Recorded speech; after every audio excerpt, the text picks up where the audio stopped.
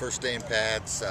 Guys are a little sore from practicing 3 previous days, but I thought the effort was there.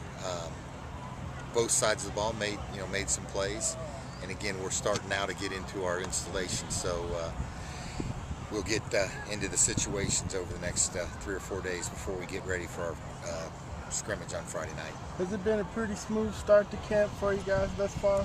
It has.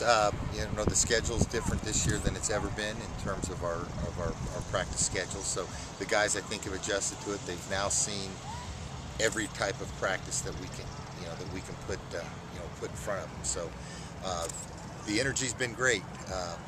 We're going to start to get into the dog days of training camp. The great thing is we got a day off scheduled for Wednesday with the players.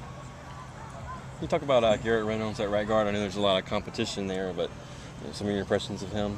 Yeah, I think Garrett's had a very good off season, starting back in OTAs, and he's a guy that's going to get an opportunity to run with the first team, as well as a couple of other guys. But Garrett is one of the hardest working guys that we have on our football team. Right now, as we speak today, he's our #1 right guard, but I think you'll see the competition and other guys will get an opportunity as we go through camp.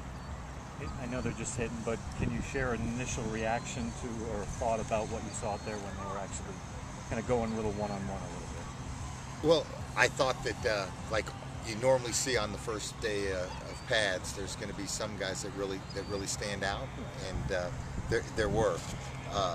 You always concern yourself with that first day of pads that you start a little bit too fast, so we kind of tried to ease them into the practice today. If you don't notice, we had 3 walkthrough periods, but I thought that the competition was very good. We were on our feet most of the time, and that's one of the things that we're trying to do when we're in pads, is to make sure at the end of the play we've got all 22 guys standing up, because when you got guys on the ground, that's where injuries happen. Is there a name or two that when you say people sit out? No, I'm not going to. I'm not going to talk about specific guys. I think you guys saw the practice and saw how the guys were competing.